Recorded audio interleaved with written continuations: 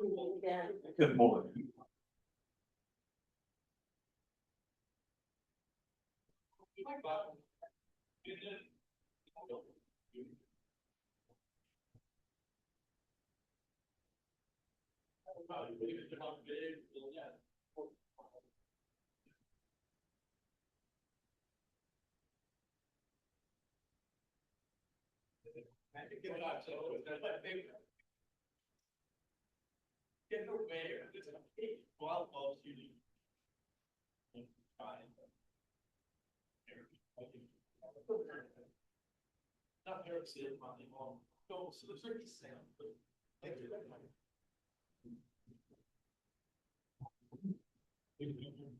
Hey there, Hi, how are you? good, how are you? Good, good. A pot of coffee brewing downstairs, do you think there will be an interest in that? I would assume that there's a few coffee drinkers in here that probably would. Yeah, Looking forward to learning about Kierkegaard. we're gonna try.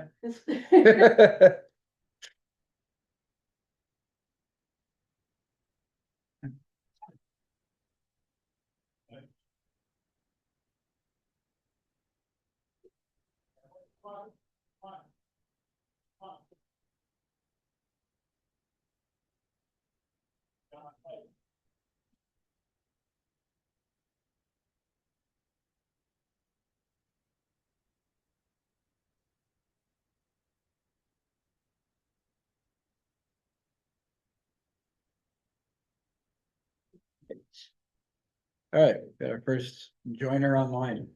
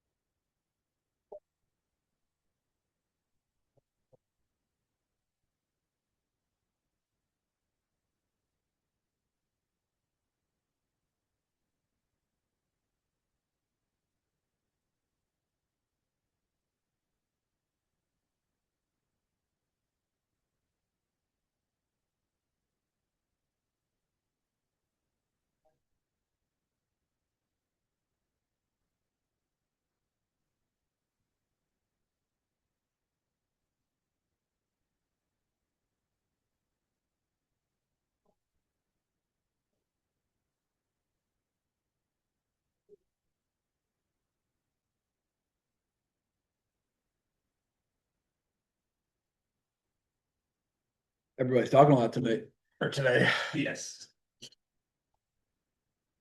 Lots of chit chat going on. We did get out a little bit late too. Yeah, it did run.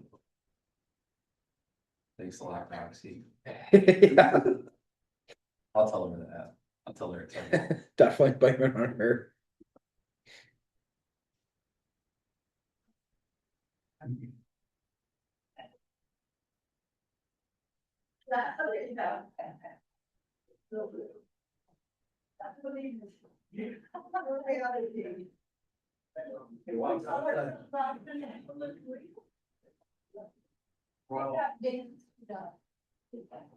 Good morning.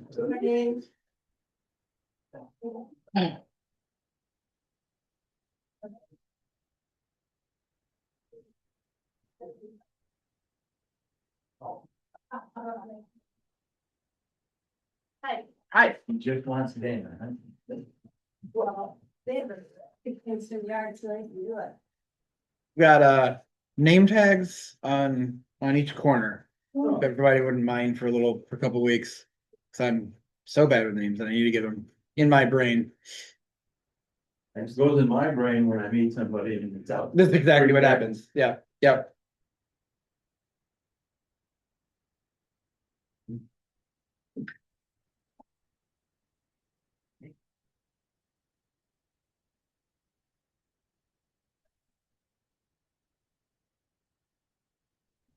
Hey.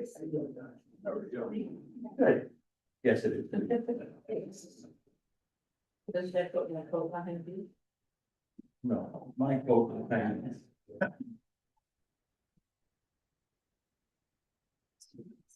Good morning. No.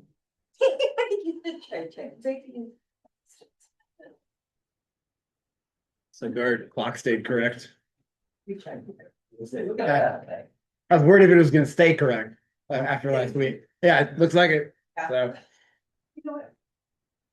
Over there.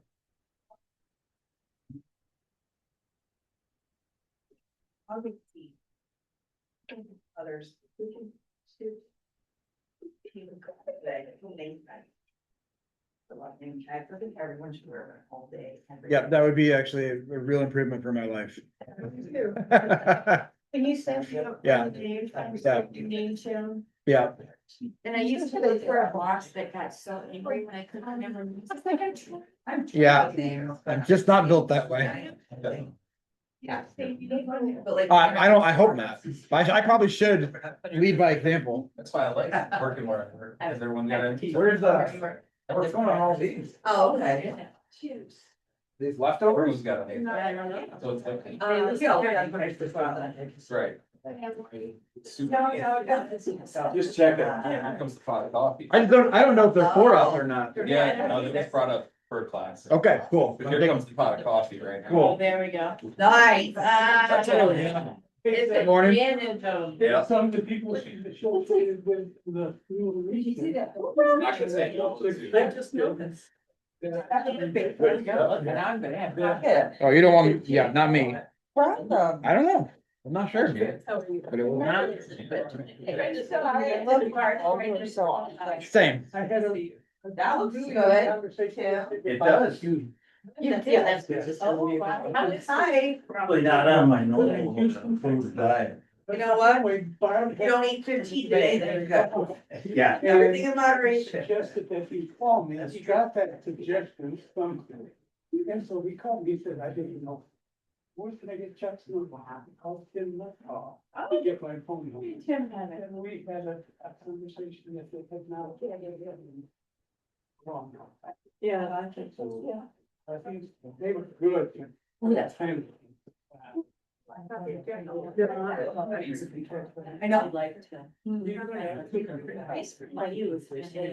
Yeah. I get it. I get it. And he said. I eat or drink food for. If I get hot, I usually like 3 ice cubes. Yeah. Throw 3 ice cubes in there. It's so heartburn. Yeah, I wanna be able to taste stuff there.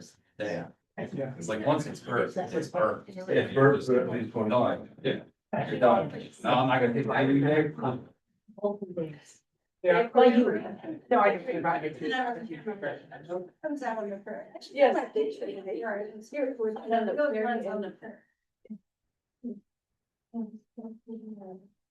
a retired president, he's a retired president of Lexington. You know. Really. I've got a couple of. Hang in there. Yeah. Not that I know of, I've got a couple of, just a couple of them. I know, I'm gonna burn them through. They first came and we had. Oh, right now. Excuse me? No, no, it's just in your pocket. So you can tell you what area you go. Remember the Burmese family? Oh, yeah.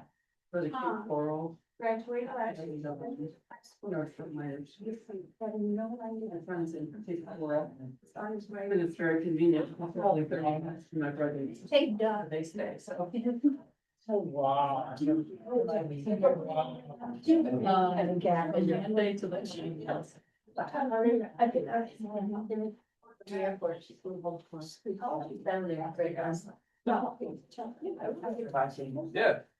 Wherever you guys are. Everyone's. I thought I was gonna go to March.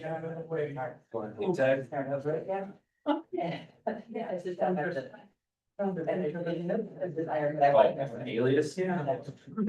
What's a good one? I don't know how to spell alias. All right, great, seems like a good cover name for you. Everything. Love your shirt. Love it. Good, Kim. How you doing, Chuck? Good. Anyway, she's gonna watch it later, so.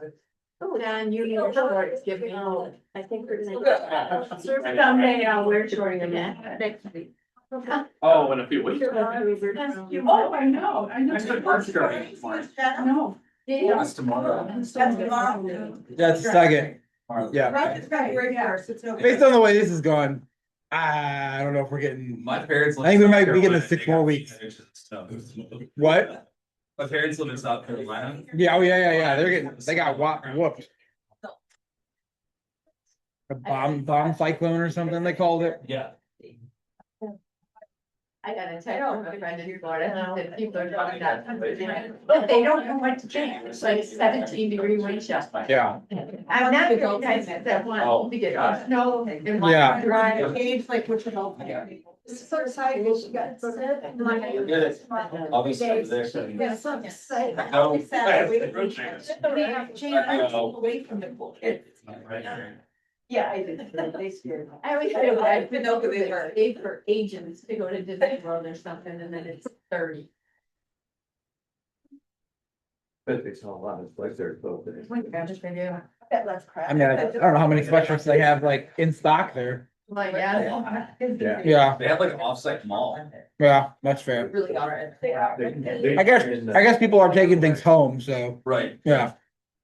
Like pain check, it's pretty on your phone, right way. I can't, it's a walk. I brought that to me from Belize. I know, that's One of the trips to Belize. family, it's cool. All right, let's get started. We've got Hazel and I assume maybe Elmer with us. Obviously muted, but just this is not the shaming thing, this is just a curiosity. How many people listen to the podcast? Okay, so a good amount. What? That's okay. It's really okay. I'm just curious, like how much familiarity we had here. Just for like a few minutes, and then we'll get more into the teaching, but I'm just curious, what did you guys think of it? Any reactions? Things you liked, things you didn't like, things that were confusing? Well, we did it the day after, so I can't remember, but yeah, there are a couple of things that, I wouldn't have thought like that, so that's why I'm here. Yeah. Like I haven't thought something like that. Oh, okay.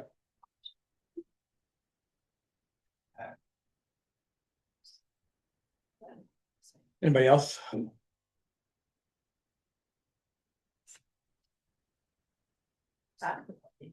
I have a little trouble understanding this. I don't know if it's quiet. Yeah, he's also Brit, a little, I mean, he's British, that doesn't help sometimes. Right. Yeah, the accent can get you a little bit. All right, well, so we're gonna talk today about Kierkegaard's term, upbuilding, just how, and then how the upbuilding discourses work and what they're looking to do. So just to start out, I'm going to point out some things. This is all from the transcript of the podcast. So when Kierkegaard talks about upbuilding, sometimes it's also translated sometimes edifying, but he makes a really strong point, because when we think about upbuilding, a lot of times, I'm building up my brother, my sister in Christ. You think about just adding on, just helping them to be better than what they already are, or even upbuilding when you're being upbuilt by Christ, or something that's edifying. And I read something, I call it edifying. Kierkegaard uses the Danish word for upbuilding specifically because he makes this point in a lot of his journals that if you're going to build up, you have to build down first. And so one of the things that George Patterson brings out in that podcast is the idea of becoming as nothing, which is really important to Kierkegaard. The idea of becoming as nothing before God, getting rid of not just all of the parts of you that are bad and keeping the good, but literally annihilating selfhood, and focusing entirely on letting God fill you with who you actually are, what he calls your true self. So just gonna go through some chunks and I'll read them out loud and then we'll reflect on them a little bit.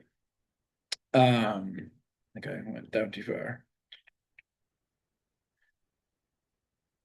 Hey, Ethan.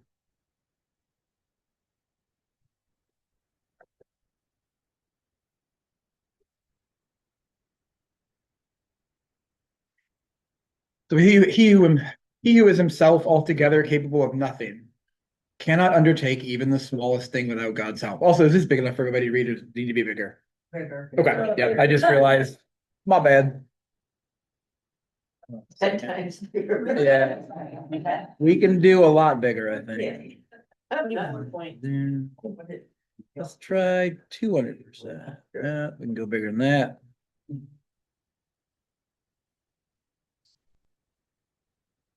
How's that? Okay, all right. So he who is himself altogether capable of nothing cannot undertake even the smallest thing without God's help. That is to say, without being aware that there is a God. He who knows from his own experience that he can do nothing at all has every day and in every moment the wished for and incontrovertible opportunity of experiencing that God lives. Experiencing that God lives and experiencing our own incapacity and annihilation are therefore interconnected. In another discourse, the person who prays aright strives in prayer and triumphs by allowing God to triumph. He writes, "At last it seemed to him that he's become an utter nothing. Now the moment has come." Who should the one who thus struggles wish to be like, if not God? But if he himself is anything in his own eyes, or wants to be anything, then this something is enough to prevent the likeness from appearing. Only when he himself becomes utterly nothing, only then can God shine through them, so that he becomes like God. Whatever he may amount to, he cannot express God's likeness, but God can only impress his likeness in him when he's become nothing. And then we'll just continue on to the images that he gives for it. And he offers another image: when the sea exerts all its might, in other words, when the waves are all kind of tossing and turning, then it is impossible for it to reflect the image of heaven. Even the smallest movement that the reflection means the reflection is not quite pure. When it becomes still and deep, then heaven's image sinks down into its nothingness. It is a kind of wonderful image. And those of you who know the Baltic know, of course, that this is the sea next to Denmark. Know, of course, that it can become much, much calmer than wherever normally like to see the English Channel or the North Sea, and acquires a kind of translucent, glassy quality, which I think is just what he's referring to here. Of course, there's an interesting set of images there, and they're slightly self-contradictory because he says the self has to become transparent so that God can shine through it. Then again, it has to become still and pure so that it reflects the divine light and glory. And one might say, well, those two aren't the same. That's something that's transparent isn't reflecting, and something that's reflecting isn't transparent. And so he offers another image: when the sea exerts all its might, in other words, when the waves are, that is just doubled up. Oh, okay. That's all right. The other image, if for those of you who listened to it, he talks about a bucket of water with a mirror on the bottom. And so you have this reflection, and that is what the self is to the light of God. You have this: the water goes through the water, or the light goes through the water that's transparent, but it does reflect off the bottom, and God's light is reflected off of the mirror. And so what Kierkegaard is trying to do in a lot of these upbuilding discourses is to get you to root out any of your desires, any of your things that you bring to anxieties, things, just all this stuff that clutters up my ability to receive myself from God. And so what he's really wanting these upbuilding discourses to do is to cultivate an inward disposition. Kierkegaard is very adamant that a lot of the ways that we a lot of the ways that we are going to change to be more like Christ aren't going to happen until we have really rooted out any part of me that wants. He would say wants anything. When I come before God, in and it's not to say that this has to be the disposition of all of our prayer or all of our self before God. It's just perfectly acceptable to come before God and ask for our sickness to be healed, or to ask for money that we need to survive, or any of the things that that we normally consider petitionary prayer. But these specific discourses, when you read them, are meant to get you to dig out all of the things that are going to keep us from simply just saying, I am nothing without you. I'm absolutely dependent on you for everything that I am. And so, Lord, fill me with whatever you have for me to be. And so I think it's a little bit farther down.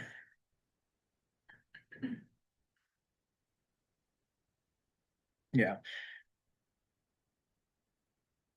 So this is, I think, this is from George Patterson is here in this talk talking about a discourse from the 18 uplifting discourses called "To Need God is a human being's greatest perfection."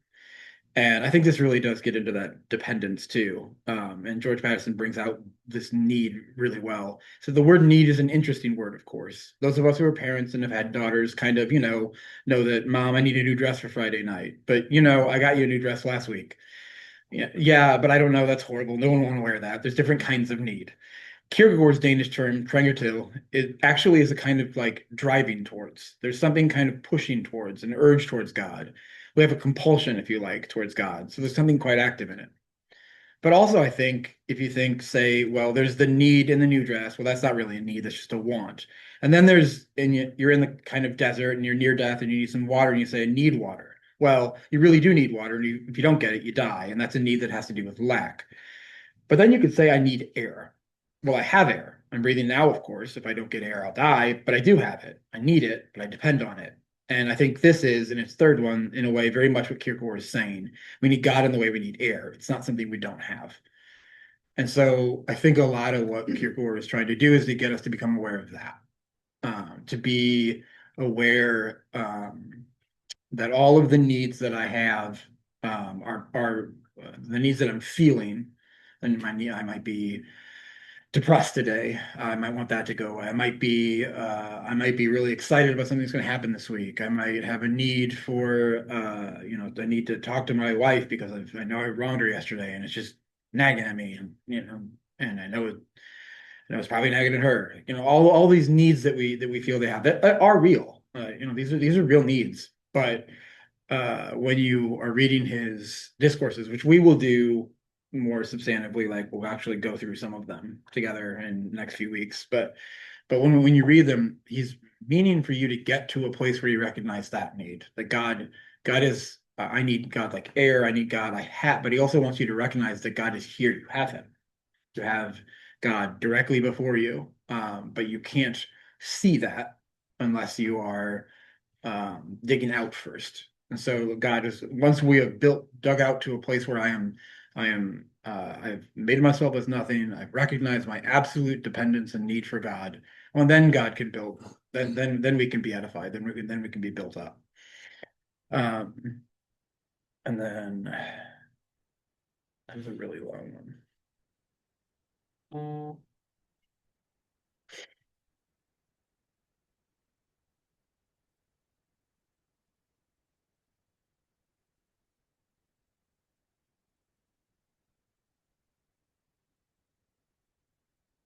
Yeah. So this is a pretty good, I think, illustration. This last one we'll do from the podcast, but a pretty good illustration of how Kierkegaard uses these stories to get us into places where we are more open and more the self has been kind of pushed aside more. Another important aspect of our being absolutely dependent on God is that this is not just a state of being, it's also a state of love. Submitting to our absolute dependence on God isn't like, as it were, submitting ourselves to some dominating law or lawgiver. It is expressing joyfully with love what we want to be. And the image that Kierkegaard most frequently uses for this is another one from the Gospels, from Luke chapter 7, where Jesus is sitting, has been invited to supper at the house of Simon the Pharisee. And a woman bursts in, and of course, all men there, but a woman bursts in. What's worse, she's known to be a sinful woman, possibly. The implication is a prostitute, or at least someone who lives a pretty loose life, and she goes and throws herself at the feet of Jesus and anoints them with oil and washes her hair. And everyone is deeply shocked by this and says if he was really a prophet, he'd know what sort of woman it was and wouldn't have anything to do with her. But Jesus turns to them and tells this parable about two men who are released a debt. One is released 50 denarii, another 500. And he says, who will love most, the one who's forgiven 50 or the one who's forgiven 500? The one who's given 500, of course. He says her many sins have forgiven her because she loved much. Kierkegaard comes back to this image again and again and again, and the woman for him is the perfect image of someone who's become nothing, who has ceased to care about all the things that everybody else cares about and cares only about expressing her love at the feet of the Savior. So here's a passage from that. She sits weeping at his feet. She has entirely forgotten about herself, forgotten every thought that might inwardly disturb her. She's quite still as a sick child is quietened. Interesting transcription error there. At its mother's breast, where it cries itself out and forgets about itself. For it's no help to forget such thoughts and still to remember oneself. If one is to succeed, one must forget oneself. That's why she's weeping. And all as she weeps, she forgets herself. Oh, blessed tears that give the blessing of forgetfulness. She's entirely forgotten herself, forgotten her surroundings with everything that might disturb her. This is, by the way, this is all Kierkegaard, not Patterson now. Oh, blessed tears that give blessing of forgetfulness. She's entirely forgotten herself, forgotten her surroundings and everything that might disturb her. For since they were almost designed to remind her in fearful and painful ways about who she was, it would be impossible to forget such surroundings if one did not forget oneself. But she weeps, and all as she weeps, she forgets about herself. Oh, blessed tears of self-forgetfulness, that as she weeps, she's not even once reminded about what she's weeping about. So completely has she forgotten herself. But the true expression for loving much is precisely to forget oneself completely. As long as one remembers oneself, one can indeed love, but one doesn't love much. And to the extent that one remembers oneself, one loves so much the less. She, however, has completely forgotten herself. But the greater the incentives that the moment offers to remember or to think about oneself, if one nevertheless forgets oneself and thinks of the other, so much the more does one love. And then back to Patterson. And for Kierkegaard, this isn't just a religious relationship of sinners and saviors, as it were, but an epitome of the sort of relationship that should hold between human beings, between all of us, because basically we're all in absolutely the same relationship to God. We are all absolutely dependent in this moment for our being here now. So there is no difference for any human being in that basic situation. So we have no grounds or no reason to prefer our own interest, essentially, to that of anyone else. That is a purely perspectival illusion from the point of view. So he goes on, it is like this, and this is everything until the last line is Kierkegaard again. It is like this in loving relationships between two people. Those who in the moment when they think they are the most preoccupied with themselves, in the moment that is most precious to them, forget themselves and think about the other. They love much. The one who's himself hungry but forgets about himself and gives the little that he has, which is only enough for one person to another, loves much. The one who is in peril, but who forgets about himself and gives the other the only life belt, loves much. So too in the case of those who in the moment when everything within them and everything around them not only reminds them of themselves, but forces them against their will to remember themselves, when they nevertheless forget themselves, they love much, as she did. So love is the natural response, the spontaneous response to the recognition that we are all equally dependent on God in exactly the same way. And crucially for Kierkegaard, worship and love are the two sides of the same coin. So I really like this chunk of Kierkegaard here, and it comes from I think the third or fourth discourse, because Kierkegaard is doing a really good job of showing that forgetting oneself is not passive. We tend to think of forgetting as something that happens to us. Like I forgot this, I forgot that, and I was intending my active thing was to remember it, but passive part is forgetting. And I really like this line when he says, in the moment when everything within them and everything around them not only reminds them of themselves, but forces them against their will to remember themselves, they nevertheless forget themselves. It's an active it's very much an act of love to forget oneself when you're trying to live in such a way that you carry out what the author of First John says, find someone with a coat, or without a coat, you give them yours. And if you don't do that, the love of Christ is not in you. Which is, a deeply difficult thing to hear and to do. But what Kierkegaard is adamant that we not do is not pretend that Jesus isn't actually telling us to do these things, and that these are active, and crucially for me, and one of the reasons I really like Kierkegaard is that it isn't just an action that you do externally to others. So what Kierkegaard is trying to do in a lot of these uplifting discourses is to get you to realize that there's a lot of work to do in your inner state and in your inner life and in your prayer life before you are ready to be a person who, when they see another in need, that you respond naturally that way. One of the ways that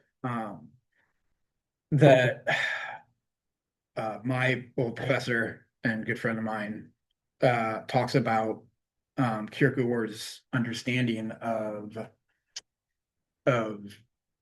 the inner life and the external life's relation to each other is simply that he's talking about these things as a way of an inner character, and you create an inner character in the same way you create an external character, which is by habit. You inculcate the virtues in yourself habitually, and we do have to be people who see needs and go out in the world and meet them. But we also have to be people who cultivate the inner habits that are just as equally difficult. I think it is as hard to see a person in need and to do the things internally that you need to do in order to see them as a child of God, just as it is to give of what you have to help that need. I think that those are equally, and quite frankly, giving the external need is oftentimes easier because we tend to do it out of an abundance that we already have. If I have $10 in my pocket, well, that means I don't need that $10 right now. I can give that to them, but it's a lot harder to see them and have that reaction internally and just say, nope, they're the same as me. Even though everything inside me says I'm better than them, I'm more important than them, I'm more human than everything in me that is, sinful and that has not been worked out, and I need to become as nothing because there is nothing. They're just as nothing as I am, and they're just as utterly dependent upon God for all of the good things that they have and all their value. It's very difficult, I think. And Kierkegaard is really, he wrote a bunch of discourses trying to get us to do those things. But I like what Chris says here. And by the way, this is a concept that we'll talk about a lot. We don't worry if this concept of repetition is not perfectly understood after this class. It's something we're going to come back to again and again. But repetition is a very important Kierkegaardian concept that he hits in different ways and brings to different lights, but it is all throughout a lot of his work, and it gets more meaning as we get closer and closer to what the explicitly Christian works and the explicitly Christian discourses. But repetition is what he's talking about here in the resolution to the decision to do something ethical. In the resolution, one re-engages with actuality, with the real world, after reflection. The choices one makes in relating to and engaging with the world constitute one who is a person. Subjective truth is choosing to be in relation to what is. This implies that choosing rightly matters. The content of the choice matters for one's life. As deciding, choosing, actively relating to the world, to oneself, to others, to God, the thinking subject is involved in an ongoing process of existence as a continual striving. Kierkegaard describes the repeated decision, chosen repetition, to engage in actual life, to express an ideal as unchanging, in the actual as changing, in terms of earnestness. The succession and repetition of such decisions yields earnestness as the acquired originality of disposition. Earnestness in this sense means personality itself. Though Kierkegaard does not use these terms, it is hard not to describe such earnestness as an ethical disposition, habit, acquired through repetition as virtue. Subjective truth as earnestness is to be true in the choices one makes over time to one's ideals, to incarnate them, to cultivate a state of being true. So it's a lot and it's dense. But what Kierkegaard is doing here, Chris is saying, is that when we relate ourselves to the world, which is just thinking, relating oneself to actuality, that means thinking about it. Like, who am I? What is the world like? When we do that, what matters to Kierkegaard is that you take some of the objective truths that you learn and you make them subjective. It's comes back to that quote that I've said in both sessions so far, which is that one only knows insofar as one becomes, and one only becomes insofar as one knows. So that repetition for him is the continual cycling of I learn things and I make them true for me by becoming them, and then by becoming that way, I'm more of a person who's receptive to more of God's truth. And then you just repeat this over and over, and it is repetitive in the sense that every single time inwardly, when and to use our example, I see a homeless person and I'm tempted to not just not meet their need, but to not think of them the way I should, then I do that every time, and I get better at it, and I get a habit, I get inward habits. So for him, the instantiation of character traits and the building of character is also an inward process. And so another way to talk about this, so subjective truth places the emphasis on how one relates to the given reality and one's actual existence as a person. In this way, the how of truth is precisely the truth. Subjective truth has to do with the correspondence between not just what one thinks and what is, but between how one lives and the way things are, whether one is living in reality or not. The subjective thinker cultivates a double reflection. In thinking, he thinks the universal, but as existing in this thinking, as acquiring this in his inwardness.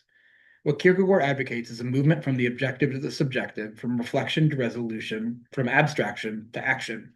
One of Kierkegaard's characteristic ways of describing this movement is appropriation. Appropriation is the movement of incarnating a truth that is not initially your own. It is a receiving that, as a genuine receiving, is a producing. Appropriation is literally making something one's own. In appropriation, a thesis, an objective truth to be known, becomes a task, something quite different from knowing. Or rather, the ethical and religious theses are given their proper existential resonance as something more than propositions to be affirmed. This really comes to the heart of what Kierkegaard's problem with Christianity and Christendom is too, is that, especially its last part, it's more than propositions to be affirmed. Like when I say Jesus Christ is Lord, for Kierkegaard, it's utterly meaningless until I'm trying to become like Christ. I do not, there's no way for me to say I know that Jesus Christ is Lord until I have come to a place where I am utterly dependent on my Lord. There is no way for me to say truthfully Jesus Christ is Lord when I am not actively trying to obey my Lord. These are, when I like what he says, when you're doing appropriation, when you're becoming, another word for appropriation would be becoming truth, becoming true. In appropriation, an objective truth to be known becomes a task, because it is objectively true that Jesus Christ is Lord. You know, when in the first century church, when they said Jesus Kurios Christos, which is a greeting that they would say to each other, Jesus Christ is Lord. That is an objectively true statement, but it's a task now.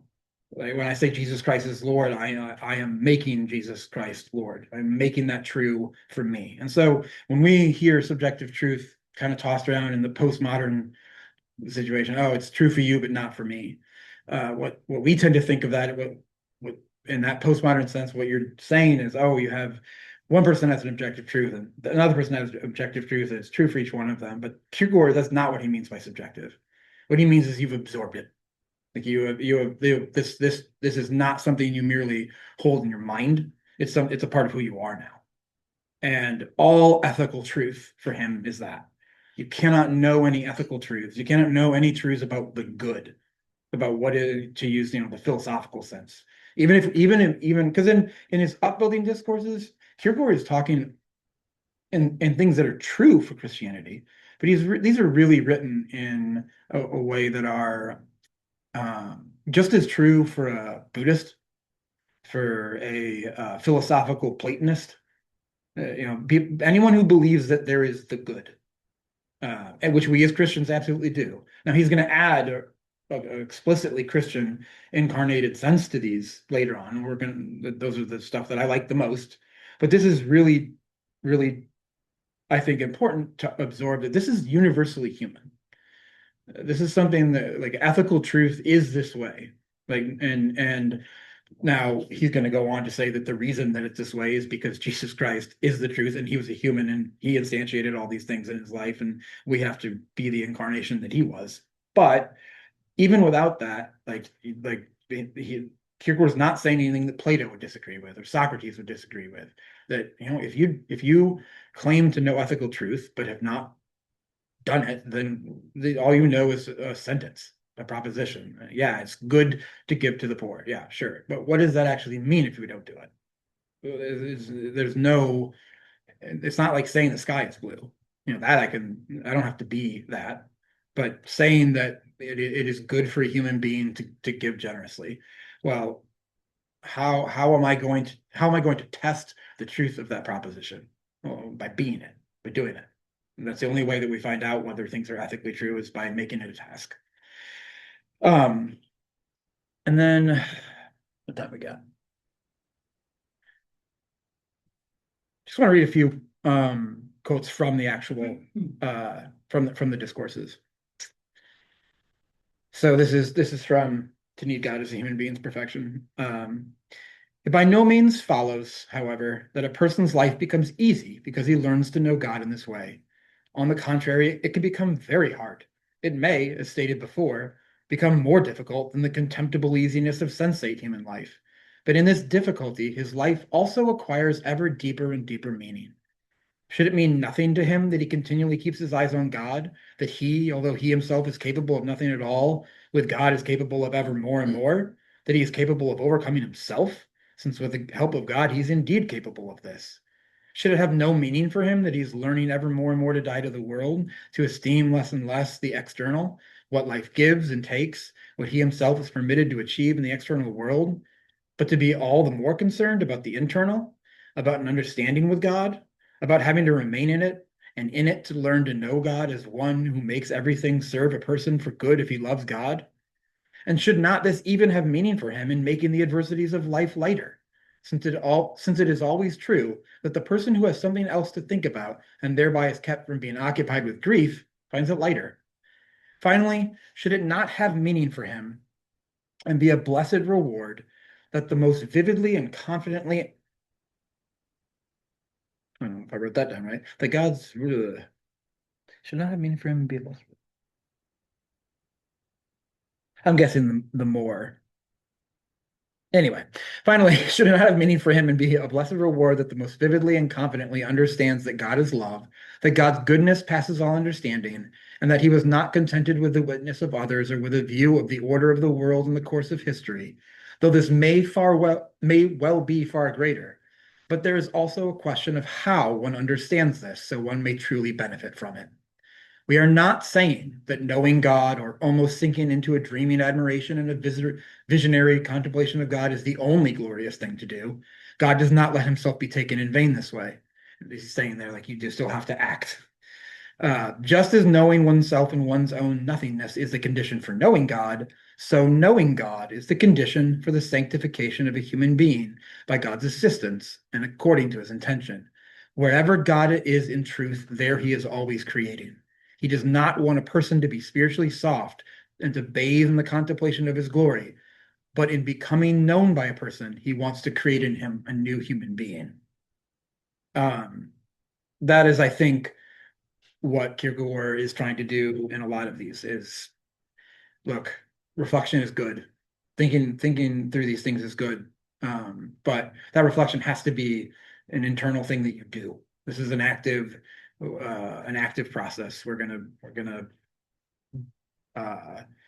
I'm going to become as nothing so that I can become as someone who is ready to become Christ-like. Like I really think that that is a pretty important part of his work. And then to choose a smaller quotes. Um, it does not, and I like this too. It does not depend then merely upon what one sees, but what one sees depends on how one sees. All observation is not just a receiving, a discovering, but also a bringing forth, insofar that, and insofar as it is that, how the observer himself is constituted is indeed decisive. Um, for me, when I talked about that gratitude prayer that I did when that year where I just prayed thanking God, this was deeply true. Like how the observer himself is constituted depends that determines what you see. What I saw in the world, what I saw was utterly changed by just the habit of deciding that I was going to be grateful. And I just looked at everything differently. Literally, the way the world looked to me was different. It was wildly different, and it's because my inward disposition had been changed. That the habits I had that I carried into the world and how I saw it changed, and the meaning of different things changed for me. Like the world was subjectively different, even though externally it was the same, because I was doing things differently in the world. I was becoming different. And then lastly, the more the object of observation belongs to the world of spirit, the more important is the way he himself is constituted in his innermost nature, because everything spiritual is appropriated only in freedom. But what is appropriated in freedom is also brought forth. The difference then is not in the external, but in the internal. And everything that makes a person impure and his observation impure comes from within. A person's inner being then determines what he discovers and what he hides. So I really like that last line because it is deeply influential on how we see others. Who I am, what I've done with my internal habits of thinking and reflection determine what I can discover in another human being and what I hide in them. This is from a discourse called "Love Will Hide a Multitude of Sins," and he's talking about the way we love others will literally hide their sins from us. I can hide other sins by loving them well. And he's not saying that you can forgive sin, but you won't see it.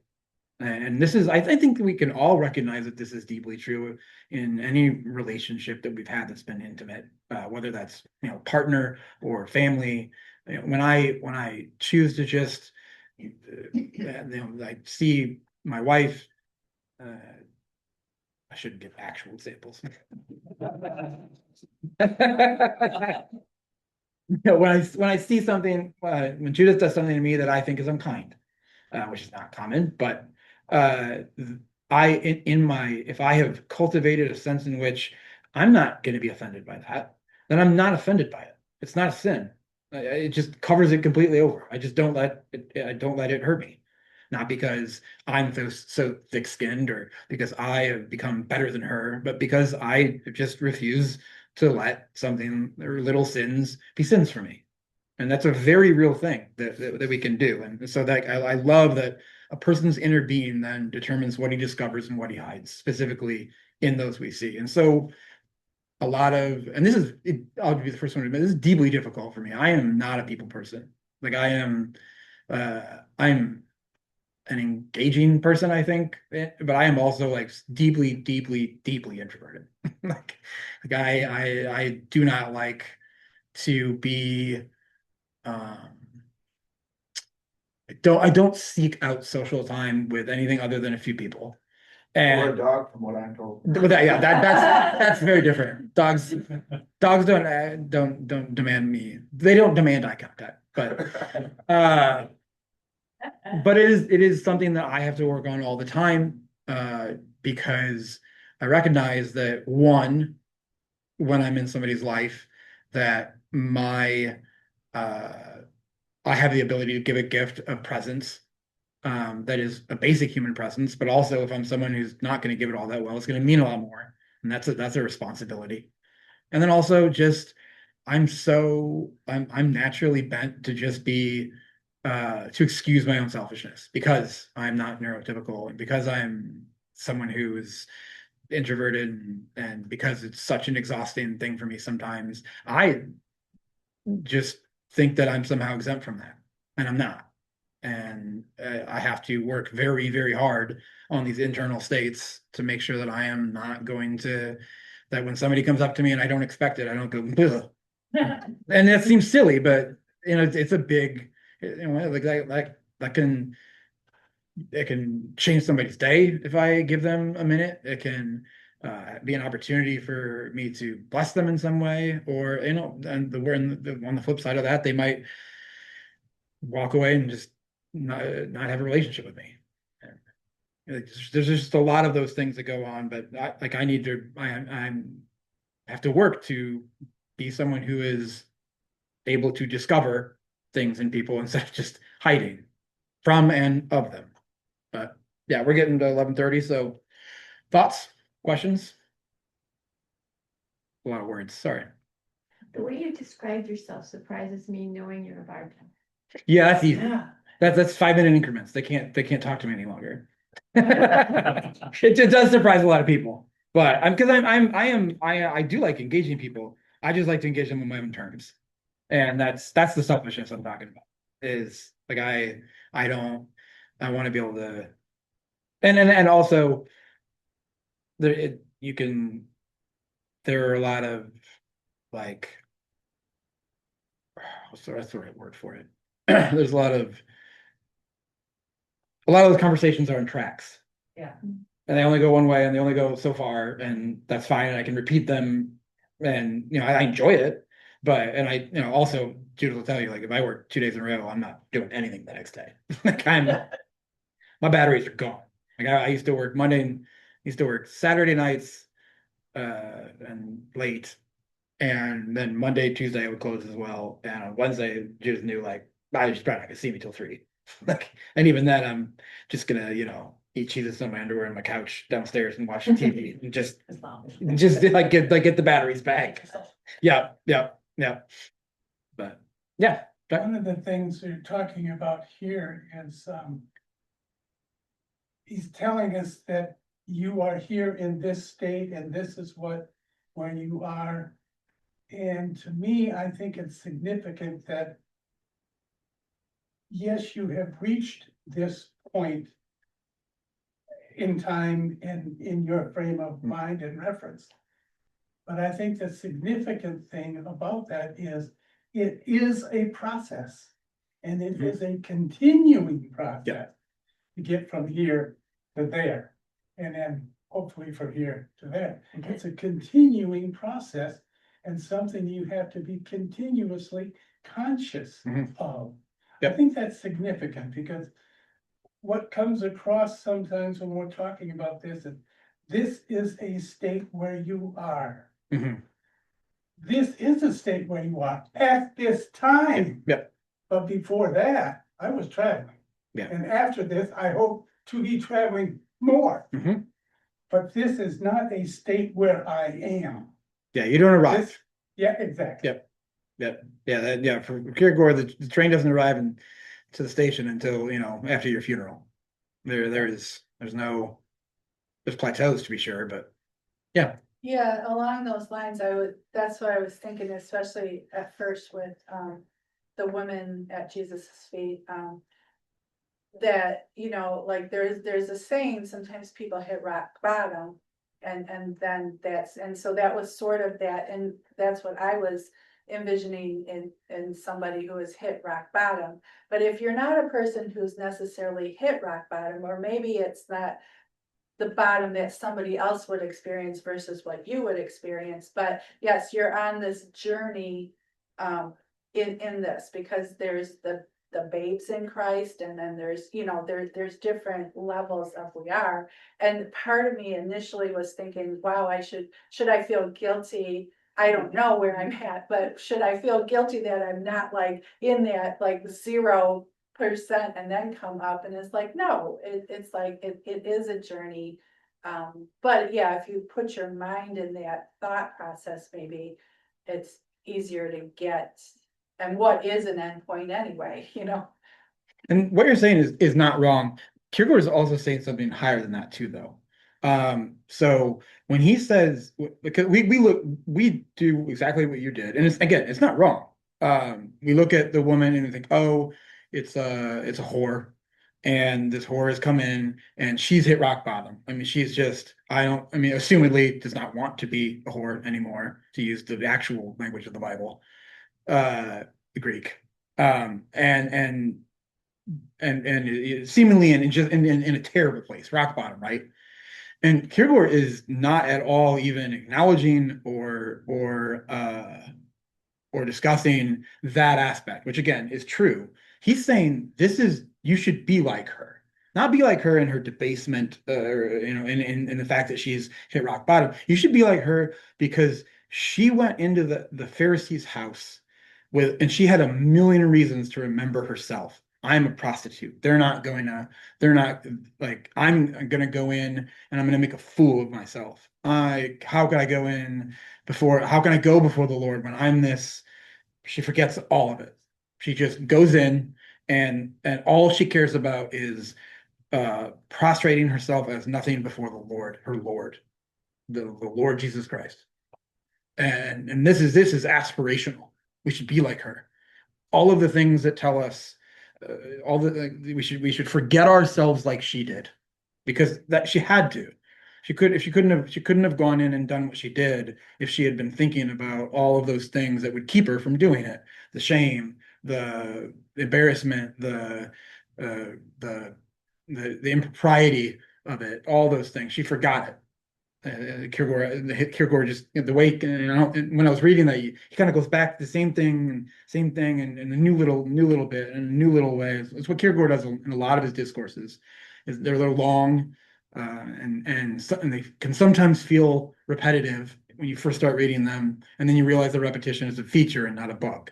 And he's just going to show you, he's just going to twist it and show a little bit, another little side of it, another little side of it, another little side of it, until you start to go, oh, the first 3 times I read about the whore, I thought about the debasement part, which is not wrong. But then you start realizing, oh, he really wants me to be like this. Like this is a prototype. This is a behavior prototype. I'm supposed to become like this. There's something about this whore that I'm supposed to be like in order to become a good Christian. And so that in Works of Love, which we'll read a lot of, we'll probably start in the next week or two. He does this a lot, where he's just going to take it and twist it and twist it and twist it, and you're going to start to see like, oh, he's praising this actual internal state.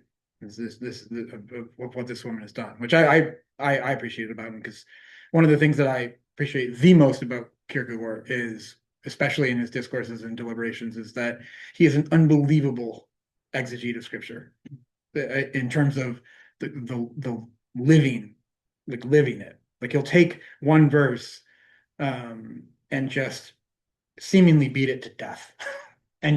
But he's constantly showing me new things that are like, oh, I did not think of it that way. And a simple little verse, and then he'll take half, like 3 words out of a verse, and he'll spin out 10 pages of like internal psychological states where you're like, yeah, like, yeah, I do kind of do. Oh crap. Oh, okay. Like, and a lot of that. Yep. Anybody else? I understand what he's saying about how you need to um, become nothing in a way, and then that opens up in you for God. Mhm. I understand that, but I don't really understand how you get to that state. And I don't know if it's through repetition, by doing the right thing, and then you do it again and again, or, I mean, I don't really know how to inflate myself and become nothing.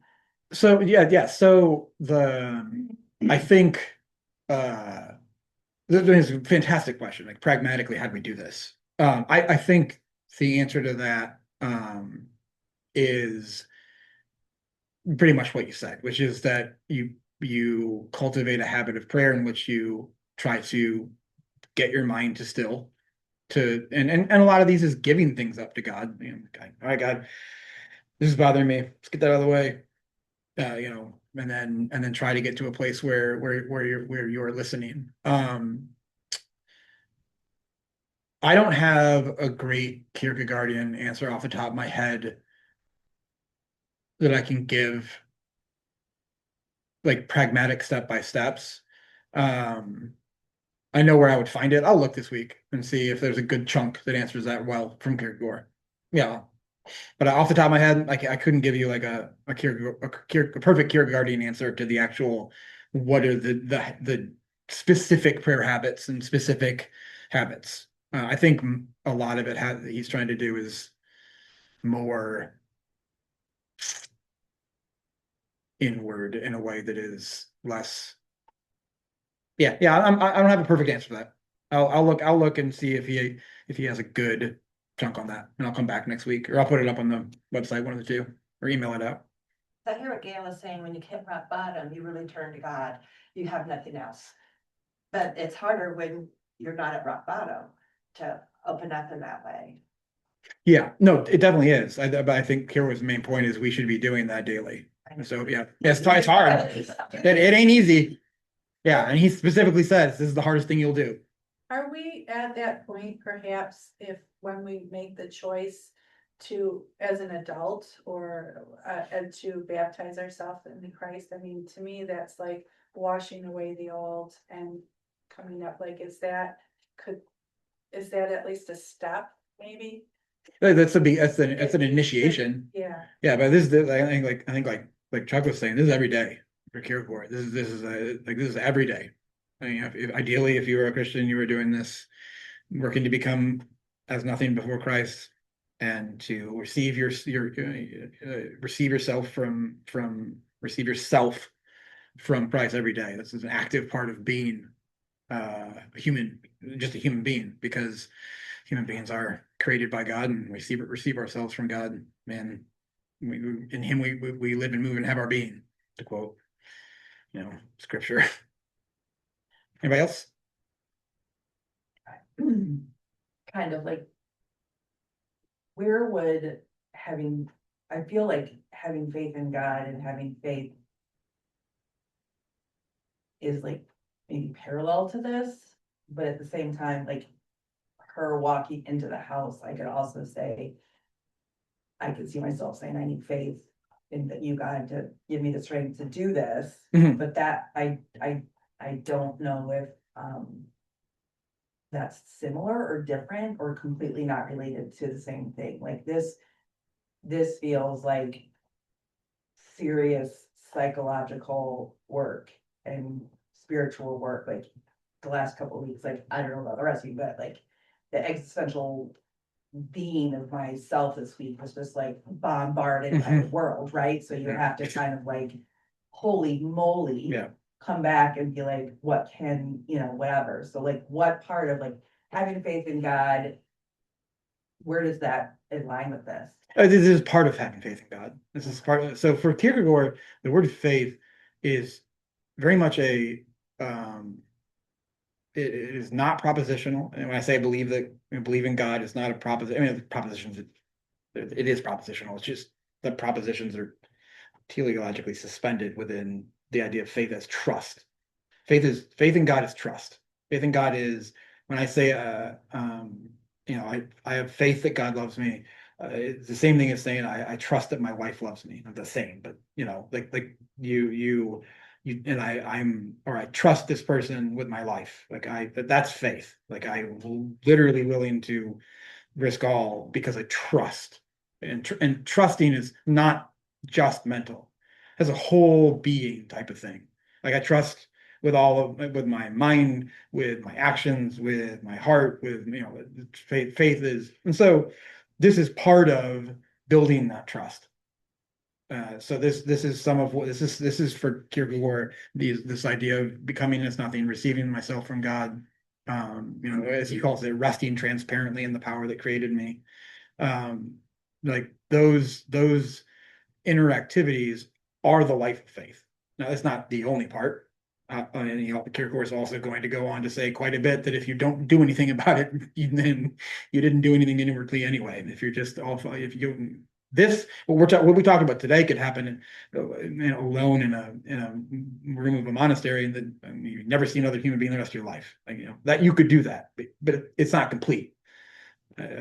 So for him, this inner working, this inner digging down and digging out and building up is as much of a part of the life of faith as the external actions.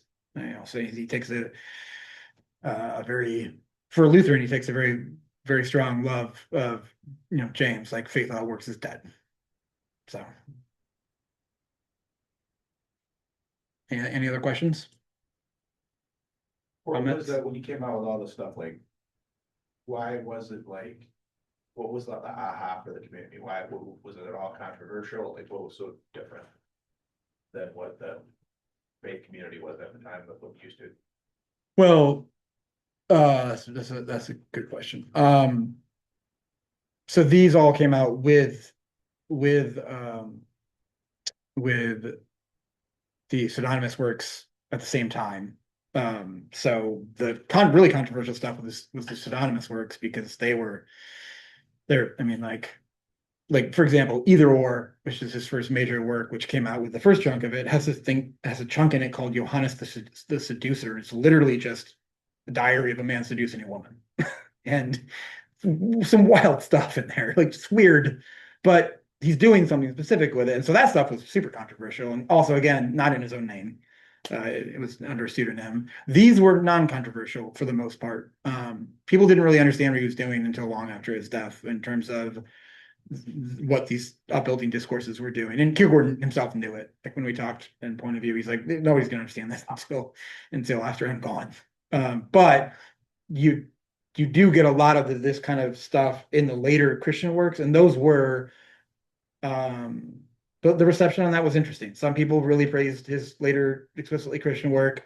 Some people were very challenged by it in a good way. Some people thought that he was attacking the Danish state Lutheran Church, which is to attack that is to literally attack Denmark and be a bad patriot. Like, so they caused a stir. Yeah, it was, but the reception on each book was a little different. Works of Love was pretty highly received, and it'd be hard not to like that one.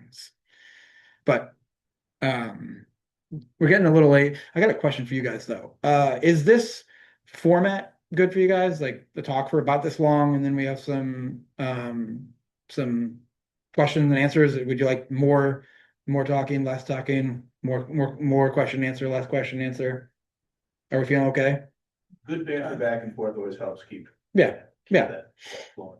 Well, the other question I have is just a preference. We can do, so my plan right now is to do about probably two more topical sections like this, where I just go into some stuff and then probably spend the last 5 weeks just reading through the discourses and do like a lot of, I'll probably just assign a whole discourse, and then I'll read and I'll kind of read chunks of it and talk, and read chunks of it and talk, and then we'll have a discussion afterwards.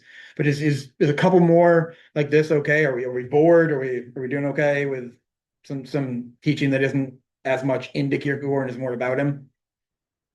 Okay, we'll do that then. I'll do it. But Is it easy for you to have like maybe some other work the reading in there too, so you don't get sick of talking? Oh, I'm fine. Yeah, no, that part's not a problem for me. Yeah, no, I just want to make sure that you guys are bored. I think it's really valuable that we have this a whole week before it comes out as a. Yep. It takes some time to digest. Yes, that makes sense. But yeah, we'll do like one or two more of these, and then I'll probably pick one discourse or deliberation from Works of Love for the last 5 weeks, and we'll read the whole thing, and then we'll go through it in class and get actually into reading large chunks of Kierkegaard and talking about it. So, all right, can I pray for us?